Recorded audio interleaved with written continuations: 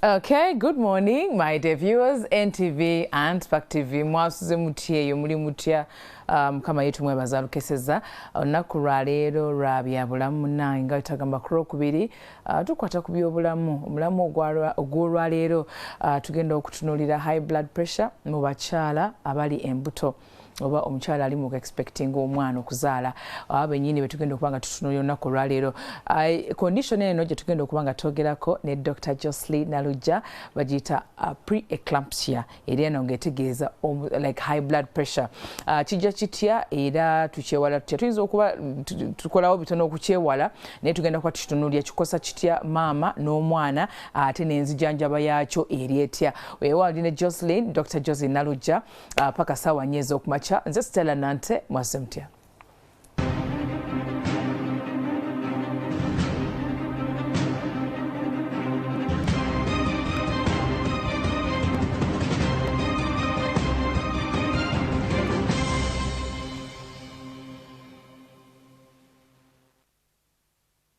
Ndine midwife Jocelyn Nalugya kino gye nekwita musawo nekwita musawo Jocelyn nga tugenda kuba tutunuulira high blood pressure mu bakyala ab'embuto ba Puleesa mu bakyala ab'embuto olunaku olwaliwo tugenda twogerako bwali olubuto ndowooza wandisembeddeko kumpi ne tuba nga twogerako naawe n'omwami naye asembereko kumpi n'abo abasuubira okuba nga bafuna embuto nammwe musembereko kumpi tutunulire ekintu kino Dr. Musawo Jocelyn abadde angambye nti guno omwezi nga tulimu gwa high blood pressure in pregnant mothers guno omwezi gwenda kuba celebration awareness month. Yes, awareness month nga tutunulira ebintu okulaba nti tutaasa obulamu bw'omwana ne maama ali olubuto. Musawo. Yes, please. Oli otya? Ndi bulungi. Thanks for having me. Yes, dear. Olabika bulungi. Thank you. Nawe olabika bulungi. Neyanza. Okay, nsayinza okulaba mukwano. Kale mukwano neyanza okunkyaza. Amiina. Nange onyanjudde bulungi erinnya Nalugya Jocelyn Jojo. Ndi musawo muzaalisa mukugu era omutendeke. Kola ne Ministry of Health era nga ndi attached to Jinja Regional Referral Hospital. Wabula ate nga ntuula ne ku National Executive Committee National Midwives Association of Uganda. Created the greetings from all the medical professionals in the country, specifically those in the maternal and child health arena. So, neyanza nyo NTV for the opportunity mwebale kutoa platform ebeera ng'ekubiriza okusomesa n'okujjukiza bannakazadde ne ba stakeholders ku nsonga ezikwata ku bulamu bw'abamaama abazaala. So topic gye tugenda okwogerako olwaleero buli mukyala oba ng'olina gw'omanya ali mu reproductive age emyaka egikyazaala sembera tuyigire wamu. Obulwadde oba condition ya preeclampsia kitegeeza pressure eyitiridde ennyo ku mukyala ow'olubuto era nga si pressure yokka wabula ebeera kiba associated with organ damage. Organs zaffe nga kidneys obulwadde busobola ozidamaginga ate nga butuukawo oba tubukwata ku lubuto nga luwezeza 20 weeks nozo omukyala wabulijjo kyeyanjise 5 months of pregnancy awo wekituukirawo wetukikwatira.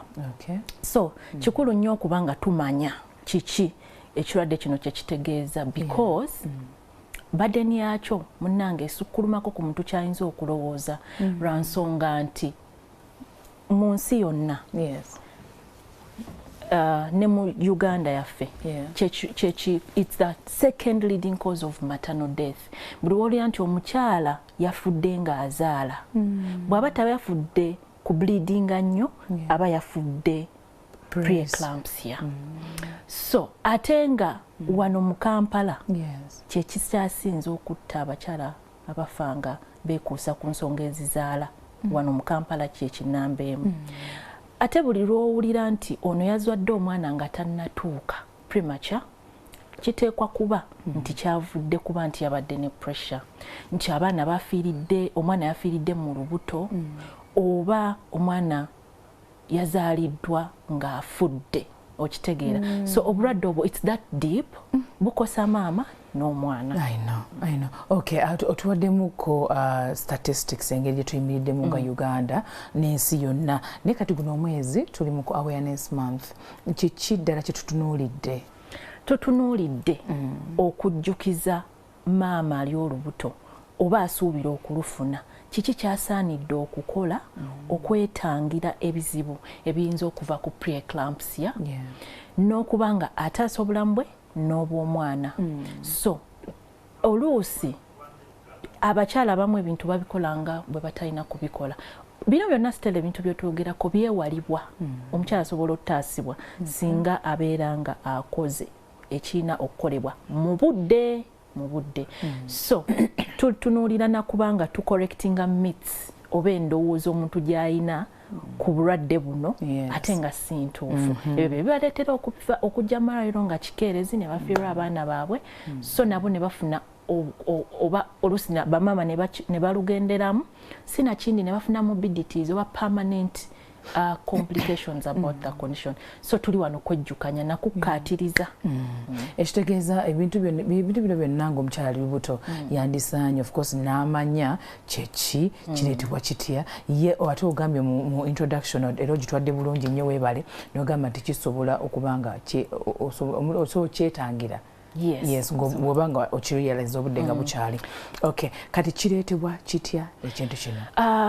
Obulwadde buno preeclampsia, first of all abatulaba balina okumanya nti kya lubuto kijja mu mukyala ali mu mbeera y'olubuto. Era nga studies eziriwo ezakakolebwako ziraga nti kale conclusively ekikireeta nti cause eri direct tetunnagizuula, but studies have shown nti wano nga placenta oba nkyogere ntya mu Luganda obajja kitegeera bakitegedde nti placenta bw'eba eformingibwa, placenta kyekyo ekitanyi omwana kyafunirako oxygen, omusaayi n'emmere, nti bwe kiba kitondebwa ng'omukyala afunye olubuto ne kitondebwa mu ngeri etali normal kiyinza okuleeterawo blood vessels oba obusima obutambuza omusuwa okubeera nga tebukula bulungi ne budisorganizing omusaayi engeri gye gutambulamu between the mother and the baby ne kitriggeringa pressure okukola ki okweyongera. Sinakindi nti maama bano oluusi baba n'embuto nga bayinayo already ebirwadde ebirala medical conditions okugeza already ng'olina pressure kati nga wano wendi bwe mba nga nina pressure nga nina obulwadde bw'ensigo nga nina sukaali so bwe nfuna olubuto lusobola complicating obulamu bwange ne bubeera nga butriggeringa pressure okukola ki okweyongera. So nga ate ne bamaama olumu babeera already nga balina existing high blood pressure ezitakwatagana na lubuto eziri medical so ne zibeera nga zikola ki ekibeera nga kitriggeringa pressure omukyala w'olubuto okubanga erinnya. So kibeeramu eyo line nti between placenta then existing conditions then ne risk factors endala omukyala zayinza okubanga ayina before even the pregnancy comes in. Okay. Kati wano owagambye nti gundi eno preeclampsia ezuulibwa ng'omukyala ayina weeks nga 20 miezi 5 Okay. Before 0 days to 5 months to before 5 months what happens there? Aba bulungi. Okay. Maama bwafuna olubuto of course bingi bikyuka, hormones zijja ez'enjawulo. Kati ayinza okuba nga alina ebya bulijjo nga emmeme okumusindukira okuwandawanda those normal pregnancy conditions. Nebo pressure bwejjamu kisukkuluma buno obubonero obwa bulijjo maama bw'abeera nabwo obw'ab'embuto omuntu yenna olubuto bwe yandibadde nayo nga nausea, okuyoyaayoya, okuwandawanda n'okuwunyiriza ebyo bwe bityo. So pressure bwejjamu kisingako kwawo. Akabi we kajjira nti bamaama abamu ayinza okugamba nti maybe ndowooza byebino eby'embuto ebya bulijjo ndemi ignore ndowooza kandyayo akayembe ebya bulijjo so n'azimba amagulu emikono so ng'agenze mu maaso n'okukola ki n'okuba nga ki-ignoringa. But ideally between 1 or 0 to around 4 months of pregnancy omukyala w'olubuto yandibadde n'obubonero obwa bulijjo bwe tumanyiko oba yandibaddeyo ne bu minor disorders kulumizibwa mugongo kwenyola you know ebyo byandibaddewo but high blood pressure bwejjawo ate kisingako awo obubonero ndowooza oba tunabwogerako mu maaso awo bwayinza okuba nabo era tugenda bwogerako yes so in the regard nti maama afunye pressure I mean afunye olubuto kiki kyalina okukola okubanga aziyizibwa okay obulwadde byolabirako biki byolabirako nti oba oli awo oyinza okuba olina high blood pressure first of all kijja nakuba nti ogenze mu okunywa eddagala mangu because bw'onaabeera ewaka maama bw'anaabeera ewaka n'olubuto lwe nga tagenze mu ddwaliro ebimu ayinza obutabitegeera naye bw'awulira nti omutwe waliwo obone tutandikire ku mutwe omutwe gumuluma naddala wano afuna omutwe nga ne wamiraka panado tegugenda gubeera gumuluma amaaso gatandika okuba nga tegalaba bulungi amaaso gatandika okuba nga tegalaba bulungi afuna abamu basesema nafuna excessive vomiting kati ne kamutanda ng'olwedde kisukka ku kyabulijjo exactly ne kamutanda ng'olwedde abadde ayinamu okusesema kuli so kuno bwe kujja ayinza okuki-ignoringa bafuna epigastric pain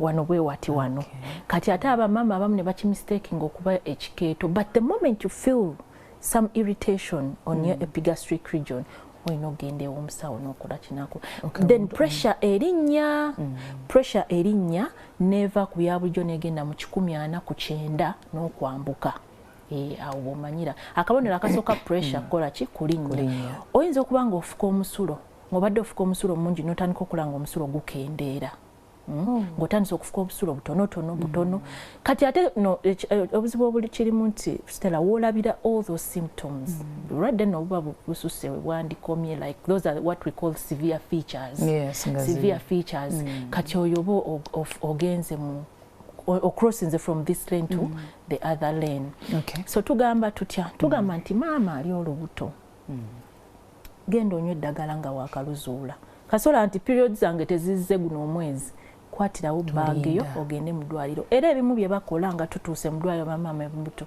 kubapima blood pressure kubakebera mu ssulo because waliwo n'obubonero obulabikira mu musulo nga bagukebedde obusobola okugamba omusawo nti something is wrong somehow somewhere. Musawo Jojo wali oyogeredde ku ekikeeto and all that waliwo ate abakyala b'embuto we bagejjera kiyinza okuleadinga to high blood pressure actually excessive weight gain waliwo normal weight gain is there normal weight gain though omukyala w'olubuto alina okugaininga maximum of 12 kgs in pregnancy kati buli trimester first trimester second waliwo weight gye tumusuubira okuba nayo so era ebimu bye tupima ne tugoberera ennyo ye mukyala engeri gyagejjamu oba gyafunamu kilograms ze so kati omukyala bw'abanga agenda developing bw'abanga alina obubonero bwa excessively againinga weight etali ya bulijjo ku lubuto that is also a communicating sign nti lwansonga abamu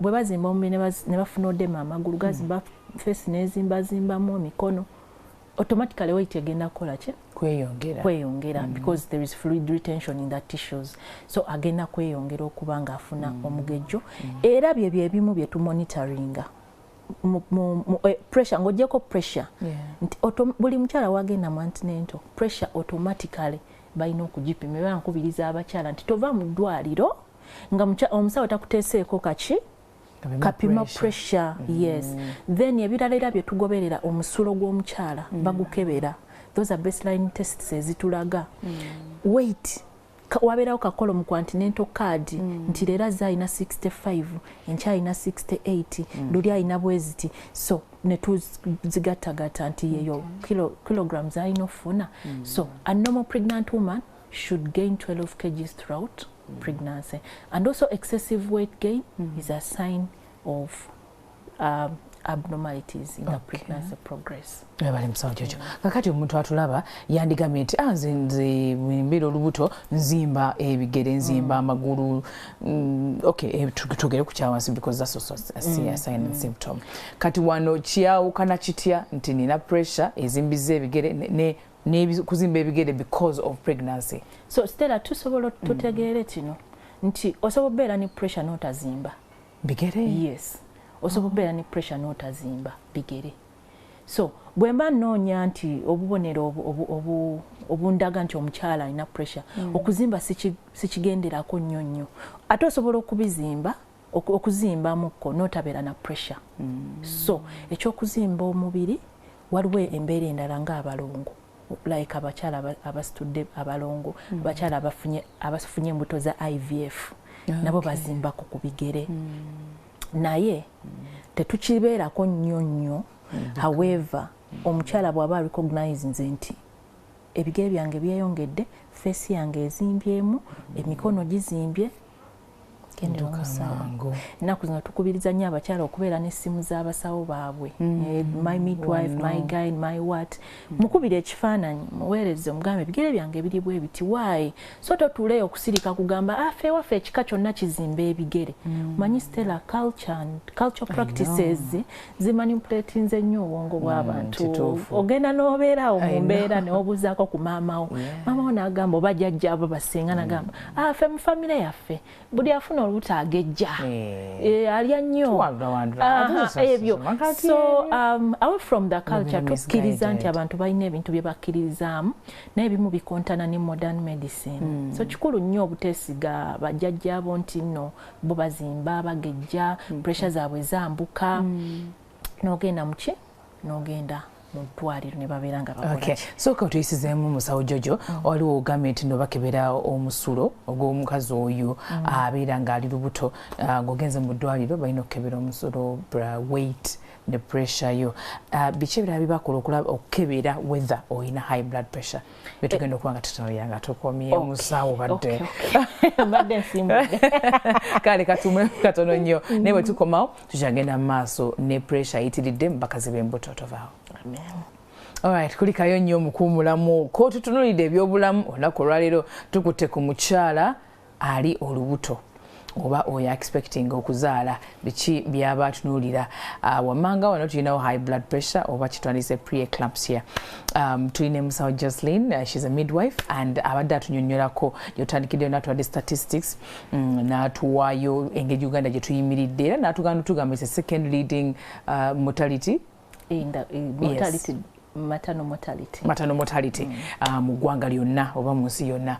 Okay, kale tweyongerayo maaso, tumaze okulaba kozezaayo kati katulabe how is diagnosed mu mangu kyo tulinayo akadakiika katono. Obudde nawo buddukanya. I know. How do they diagnose obulwadde buno babukwata batya? First of all, it takes kitwala omukyala agenze amangu mu ddwaliro ne bamuggyako tests. Bwe baba bagamba nti Stella ayina preeclampsia, basinziira ku blood pressure yo eri mmeka, ne basinziira ku bubonero bw'oyina ne tests ze bakola. Tests ze bakola mulimu okukebera omusulo, mulimu okukebera liver function test, mulimu okukebera renal function test, mulimu n'okukebera omusaayi, platelets zisobola okukendeera. Kati kitwala maama agenze mu ddwaliro ki amangu, atasigadde waka kunywa ddagala, kunywa mumbwa n'okwesiiga ebintu ebiri habo. Kitwala ekyo. So katulina okugamba abakyala ani ali risky efuna obulwadde buno bwa preeclampsia, nti maama yenna alina family history ng'ewaabwe balinamu ku pressure oba balinamu kubafuna embuto ne bafuna pressure. History oyo sister wo Stella bwabanga ayina pressure oba jjajjaawo maama wo nga ayina pressure, naawe oli risky genetically efuna. Bw'oba oyinayo sister wo eyafuna olubuto n'afuna pressure nyingi, naawe osobola okugifuna. So genetic factors. Then ba maama lina already existing conditions, wali kyenayogeddeko, olina pressure already, olina sukaali, olina obulwadde bw'ensigo. Bamaama abali obese, Stella tukendeeza omugejja abakyala bw'obeera mu reproductive age, manage your weight, KFC mukendeeze, pizza zikendeeze, okutuula ennyo kukendeeze, exercise kola, obeere ng'okendeeza omugejjo. Bamaama abazaala for the first time bali risky nawe yofuna obulwadde buno. bamama abaana abazaala nga bato nnyo before 18 years bali risky nnyo. Then n'abakyala abazaala nga bakulu nga basukulumyeko ku myaka 35 years and above, Buganda nga obeera risky efuna obulwadde buno era obeeramu eyo category beera nga egenda mangu mu ddwaliro. Then bamama basitudde abalongo oba mwana asukka mu omu, babiri, basatu, ennaku zino tuzaala abaana abataano. So bw'obeera nga olina abaana ositudde oluto olulimu omwana asukka mu omu, bw'obeera nga oli mukyala nga wafunako ku kirwadde kino ku preeclampsia ku lubuto olwasooka n'embuto eziddako kisobola okubanga osobola okukifuna. Ate nga maama ali olubuto yenna, pregnancies are constant. Kasita ndi lubuto, periods tezazze, obeera candidate wa kirwadde kino. Kuba nti bano betumentioninga tebali more at risk of getting this condition.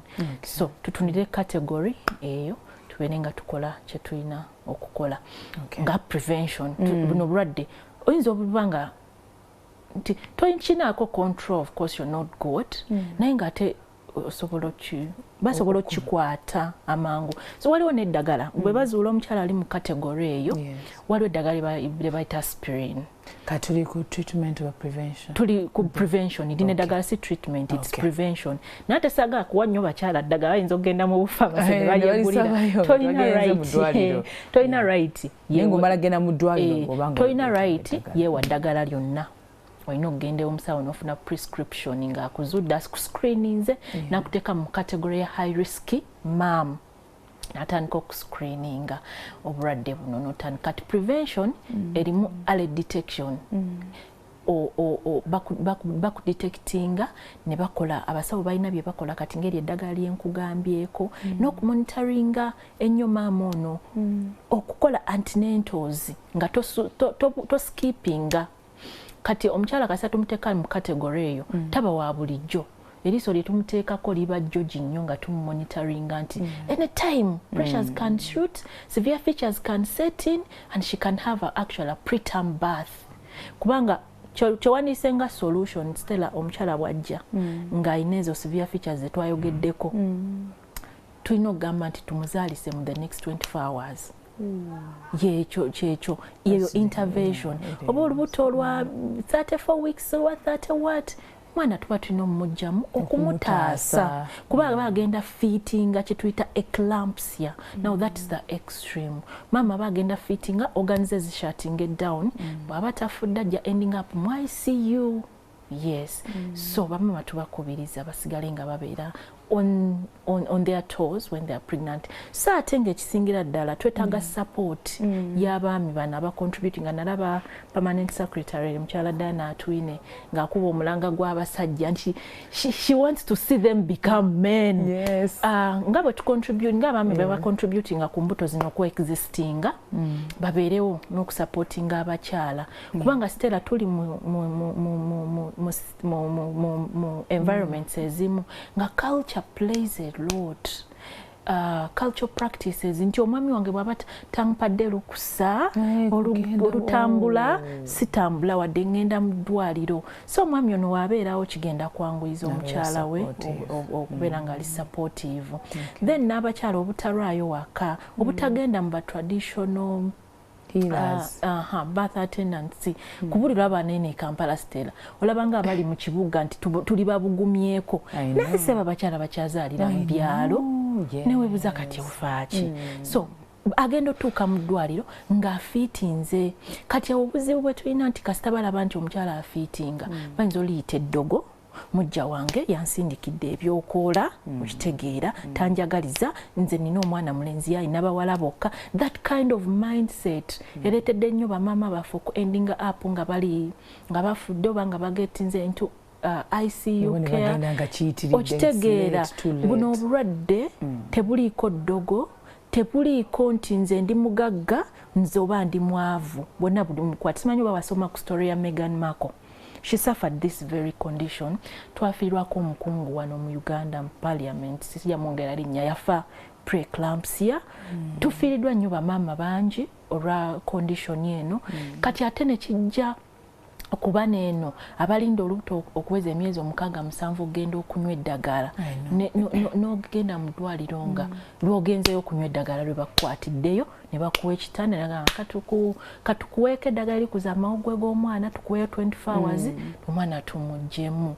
Bakyala bafiiriddwa abaana baabwe era waliwo story gye tugenda okukola maama nga ye afiiriddwa abaana be 2 nga lwaki kyava ku ki preeclampsia bazaala nga bali extreme preterms ne batasobola survivinga Stella kizibu nnyo omwana kubanga abeerawo ng'ali mugunte ng'azaalibbwa ali preterm then abaana bafiira munda fits zikuba oxygen supply anti kati placenta asitefunamu distortions in the oxygen supply omwana abeera ekitegeeza bino bitutunuulira kugamba effects za high blood pressure effects za high blood pressure ziri both on the mom and the baby so tugamba nti buli mukyala yenna ali olubuto tugambye nti pregnancies are constant oli lubuto oli candidate ne tumentioninga categories z'abamaama abali embuto abali ku risk ey'okufuna preeclampsia ne tugamba nti balina kukola ki bagende mu ddwaliro mangu beewale okugenda ewaba traditional healers no traditional healers tubayita bamulerwa traditional healer be banyenye ensasa you want to think si banyenye ensasa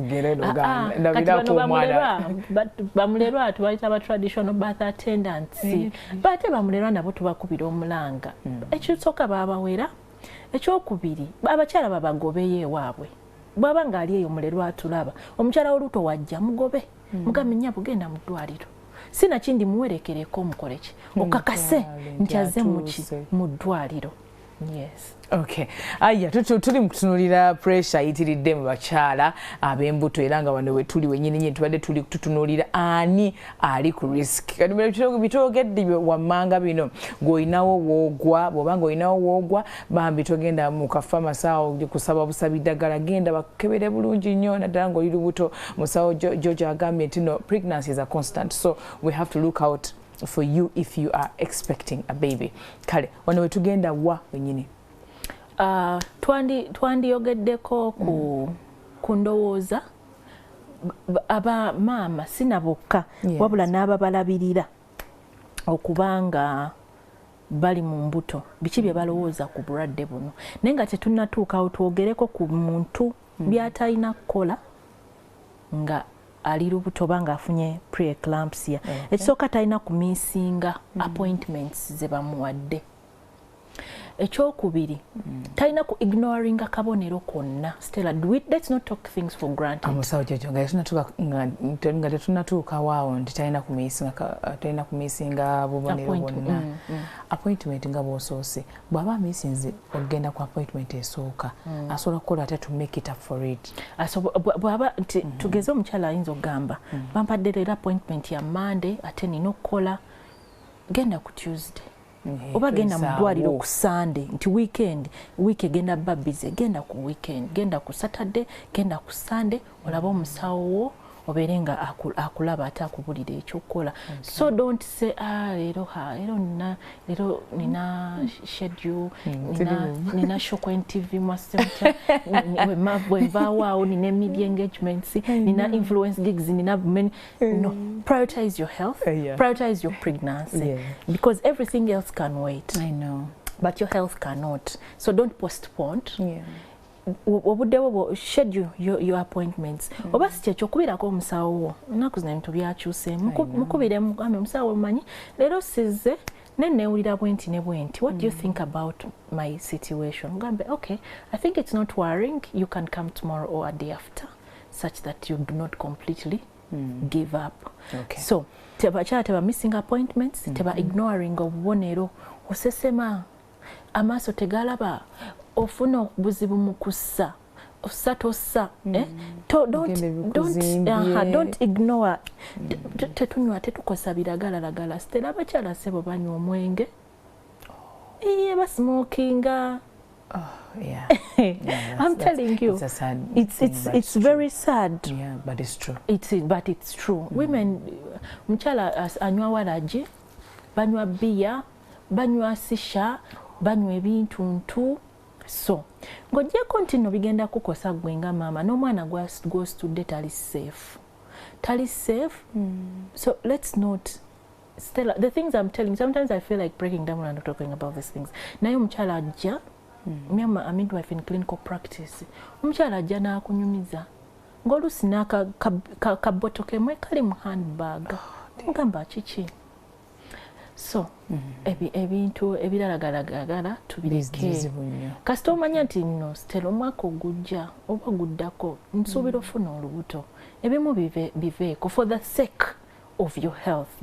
Tetwagala nnyo kuwandiisa kubeera registering a number of women who are dying, yet they are dying over preventable things, and it takes them. Gwe nga nannyini lubuto, naawe nannyini mukyala. Abasajja mutandika monitoring abakyala bammwe nga bali embuto, ne bamaama ne banyazaala ba in-laws bammwe mubachekingingako bakola ebintu byotasuubira.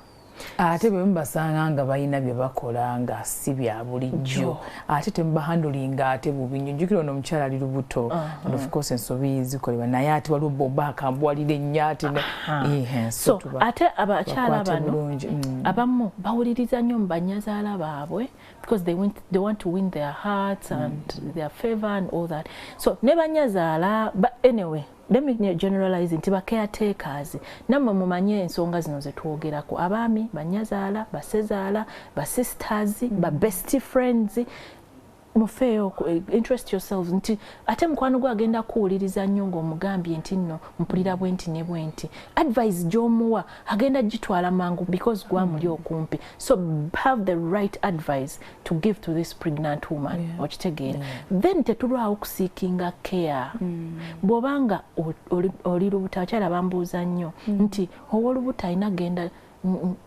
dimu antinento answer eri nti w'oluzuulidde periods actually wezibulidde okimanyi onna agendamu nga abiri zituuse togenzeemu omwezi ogwo guweddeko omiisinze ekiddako kiri nti wekebere tulina obwo bwe twekebeza kasita kasala sawa ya kugenda muki kunywa ddagala that is when let us not delay. Akabi kali mukurwa abakyala bano bwe batutuukako ng'obudde buweddeyo ebintu byewandikoze eno ng'okumuwa preventive drugs like aspirin, you lose out that time when they delay.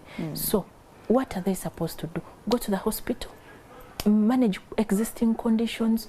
Oyina pressure already, oyina sukaali, beera mu maaso g'omusawo nga tomuvaamu buli kaseera omuweza ka WhatsApp message, buli kaseera omukubira kasimu, buli kaseera ogendayo ku ddwaliro. Use any means okuba nga reaching out to care join okufuna as a pregnant woman. What we are talking about is preventable, but what are we doing? Let us do the right thing at the right time. With health, it's two things: right time, right intervention. Okay, omukyala ono azudde nti ali lubuto immediately gwambe periods wezibulira bati agenda ku mudwaliro naye tulina abagamba nti kanindeko ngira nywayo obuntuntu obutonotono and then njagenda oluvannyuma. Lwaki abakyala batya eddwaliro? Nalinako omukyala eyali aŋŋamba nti nno ennaku zino eddagala lino erya folic nabiki nabiki osobodde ofuna over the counter bakyandisanye omukyala ndoza n'agenda mu ddwaliro ne baprescribingira. Kituufu abakyala naddala these modern women bagenda mu pharmacy ne bagula folic anti bagugulinga basoma ku Google naku zino tulina AI twafuna bate content creator. I know. Twafuna ba content creator abatekayo videos ku TikTok. Kasita omukyala alaba video ku TikTok kyegamba ng'agenda akikola naye neerabira nti oli akoze video n'agitekayo for content afunye likes, talina na training, talina expertise gy'agenda kukumuwa. So omukyala w'olubuto emikono emituufu gy'abasawo omusawo yalina okugamba, I know you have internet, I know you have AI, you can Google, I know you have content creators, but they are not trained. They don't know what they're supposed to do. They can't monitor you on the other side of the internet. weetaaga omusawo eddwaliro eriri kuli okumpi akubeera nako oyo gayino weetaaga gayino oyo akubeerako okumpi because oli olaba n'oweereza message so what can I do doctor ayina abantu bangi nnyo ab'okuddamu teri muntu afaayo nga gayini ku mukyala w'olubuto because that's their profession kati maama alina preeclampsia oba ali risky ayina beera mu mikono gya gayini bagayini bali all over amalwaliro gonna wootunula there is a gyne so simusuubira maama kubeera mu clinic ng'alina risk ezo ze twogeddeko olina kubeera mu ddwaliro ddene ng'ate obuuziza mulimu gyne mulimu midwife okitegeera kubanga nange as a midwife the moment I diagnose ne screening omukyala w'olubuto ne muzuula nti alina preeclampsia era muhandinga over ewa gyne oba kyakyo ne nzijukizanga gyne maama afaze gainaze so gyne wo yaani oyagala kufuna olubuto omwezi ogujja who is your gyne who is your midwife what is your hospital ogenda mu ddwaliro ki soko byebuuze who is your support system throughout the pregnancy is it your husband is it your mother-in-law is it your but you have to have your someone. Bestie. There has to be someone, actually more than one. Nze I'm a mother of two. Newe mbeera olubuto. Mbeera sigambwako. Wanje? Mbeera bulala. I need my husband, my mom, my maid because yafumba emmere. You get. You know more support system inakubanga nywevu bulungi. Exactly. Nga nywevu bulungi. Omwami wange anvuga nantwala mu ddwaliro ntulaba gyne. Gyne wange I had a premature. Gyne wange yaliwo singa teyaliwo I would have lost the pregnancy maybe at like 6 weeks, but because he pushed nampa care, nampa support, nampa medical attention, interventions, so eyo system gye twetaaga so nga n'amalwaliro gano abakyala baffe abamu bambi bazaalira amalwaliro aga government one gali affordable tigabwerere two gali accessible gatuli kumpi naye tumenge sure nti n'abasawo mubeereyo bw'obanga olina okukola ba doctors mubeereyo muba abakyala bano obudde nga bazze tomissinga out aze ku appointment notamu screeninga notamukebera blood pressures midwives abali eyo akuuma kakubeere kumpi wano continental ku table take the woman's blood pressure ezo investigations eziri baseline tuzikole it does not take so much time we have to come through for these women kubanga batwesize yes tubeereyo badokita mubeerewo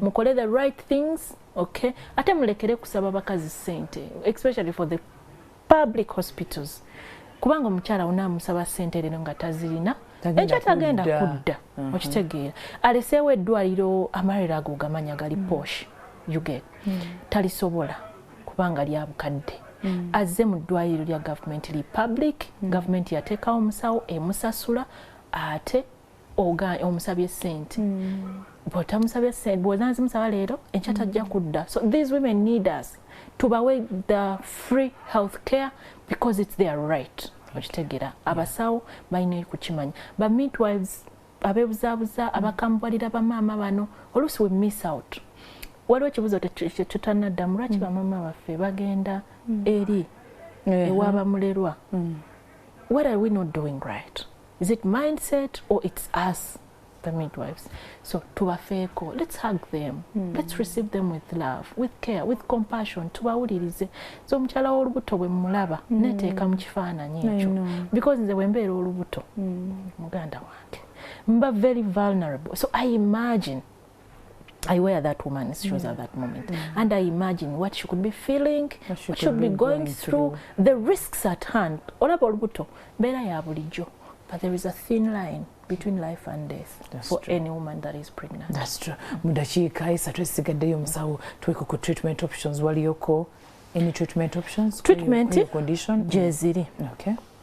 Omukyala wabeera mweyo embeera bamuwa eddagala antihypertensives erikakkanya pressure ye. Okay.